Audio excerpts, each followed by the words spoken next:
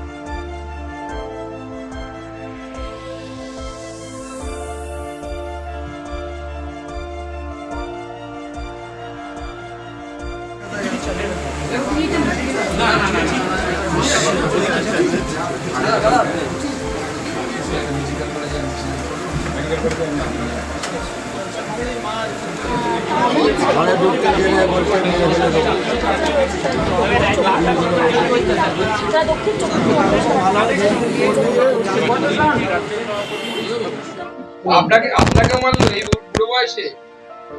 এই সম্বন্ধে কিছু জানেও না, বোঝে না। ব্রেনেস্ট হয়েছিল দাদা তিনবার, সেই মানুষটাকে আমি নিজে সুস্থ করেছি। সেখানেও ওরা মারতে সেখানে গিয়ে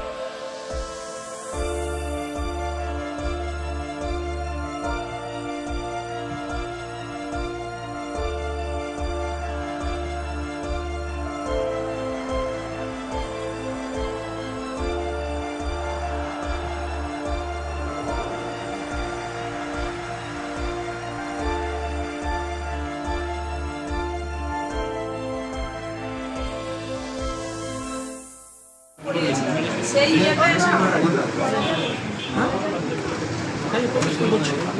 এমনি নিজের এলাকায় বাড়িতে থাকতে পারেন, অন্য জায়গায় থাকতে হয়। নিজের যেখানে বাড়ি সেখানে থাকতেই দেয় না, অন্য জায়গায় বাড়িতে থাকে। আমাদের এই জেলা কমিটিতে আছেন, ওই জেলার সবাই লোক দিচ্ছে, সেই মামনিদির পরিবারকে পুরো হুমকে দেওয়া হয়েছে যে পরিবারকে কোথায় মুখে বোঝা।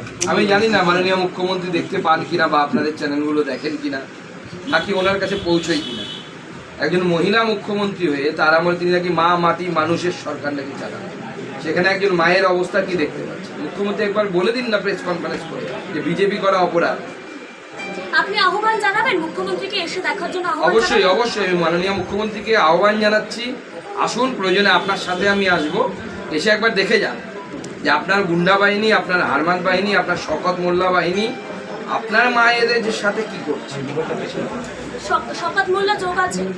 শওকত মোল্লার নির্দেশে হয়েছে, শওকত মোল্লার নির্দেশে এই ঘটনাগুলো ঘটছে। সেটা স্থানীয় মানুষরা বলছে, যারা ভিকটিম তারা বলছে।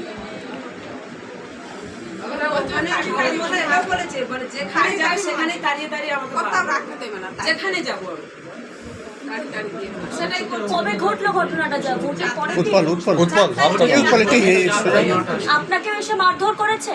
ওনাকে মারধর করেছে মামনিদির হাজবেন্ড। দেখুন তার চোখের অবস্থা দেখুন।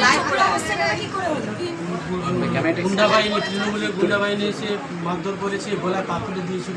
কেন, কি জন্য? এই জন্য বলতে বিজেপি পার্টিটা করি, আমার স্ত্রী করে, আমার ফ্যামিলি। কবে মেরেছে? এটা 7 তারিখ, 8 তারিখ, 4 তারিখ 9টার সময়, রাত্রি 9টার সময়। ক্যানিং এর কোথায়? এমনি ওরা সবাই নীলানগাটা কাঠপুর। এমনি সবাই জানে যে এর জন্য আমার মেয়ের কাছে ওখানে ভাড়া বাড়িতেই থাকে। আমাদের বাড়িতে দুজনকে বিরাটভাবে মারধর করেছে, আমাকে, আমার শাশুড়িকে, আমার স্ত্রীকে পায়নি, আমার ছেলেকেও খোঁজাখুঁজি করেছিল এবং মেরে মারধর করে চলে যাওয়ার সময় বলেছিল তোদের পুরো ফ্যামিলি শেষ করে দেবে, মেরে ফেলবে।